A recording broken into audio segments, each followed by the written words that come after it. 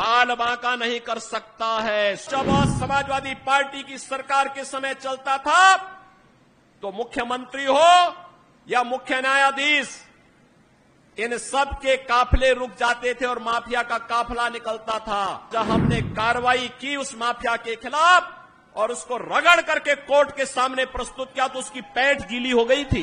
निर्दोष लोगों को मारोगे तो मिट्टी भी नहीं मिल पाएगी। जिनकी गर्मी हम शांत कर चुके हैं उनको गर्म मत होने दीजिए। अभी जम्मू कश्मीर से आ रहा हूं और केवल यहां की सभा के लिए आया हूं, अन्यथा मेरे और भी कार्यक्रम थे। मैंने कहा नहीं, मैं जाऊंगा सरधना में, मैं इस बार जरूर जाऊंगा, 24 में मैं जरूर जाऊंगा।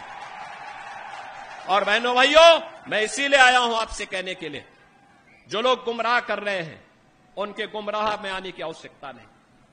ये लोग कभी नहीं आएंगे। फिर जाति के सौदागर उपयोग करेंगे, बाद में सौदेबाजी करके गायब हो जाएंगे। हमें किसी भी ऐसे व्यक्ति के बहकावे में नहीं आना है जिससे हमारा राष्ट्र धर्म खतरे में आए। याद रखना, इस देश के राष्ट्र धर्म को हमेशा खतरा जब भी आया है इन्हीं लोगों के कारण आया है, जिन्होंने जातीयता के आधार पर समाज के सामाजिक ताने बाने को छिन्न भिन्न किया है, हमेशा छिन्न भिन्न किया है। और बहनों और भाइयों, मैं आपको इस बात के लिए आश्वस्त करता हूं कि कोई माय के लाल बाल बांका नहीं कर सकता है। सुरक्षा की इतनी पुख्ता व्यवस्था हमने की है यूपी के अंदर। आज आप देखते होंगे बड़े बड़े दुर्दांत माफिया और अपराधी किस कदर उनकी दुर्गति हो रही है। आप देख रहे होंगे, जिनके नाम से ही लोग कर्फ्यू जैसा माहौल होता था, आज उनकी दुर्गति क्या है हर व्यक्ति देख रहा है। इन माफिया और अपराधियों की स्थिति क्या है आप रोज सोशल मीडिया के प्लेटफॉर्म को उठा करके देखते होंगे। एक दुर्दांत माफिया ऐसा भी था। बहनों और भाइयों, जब समाजवादी पार्टी की सरकार के समय चलता था तो मुख्यमंत्री हो या मुख्य न्यायाधीश, इन सब के काफिले रुक जाते थे और माफिया का काफिला निकलता था।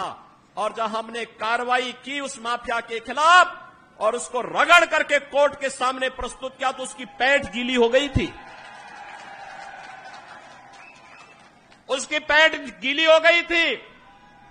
और तब हमने कहा था, उस समय उसको हमने कहा था, कानून को रौंदने वाले, आज कानून कितना बड़ा होता है यह एहसास हो रहा है कि नहीं हो रहा है। और निर्दोष लोगों को मारोगे तो मिट्टी भी नहीं मिल पाएगी। और बहनों और भाइयों, इसीलिए मैं आया हूं आपसे कहने के लिए, देखो, जिनकी गर्मी हम शांत कर चुके हैं उनको गर्म मत होने दीजिए। अब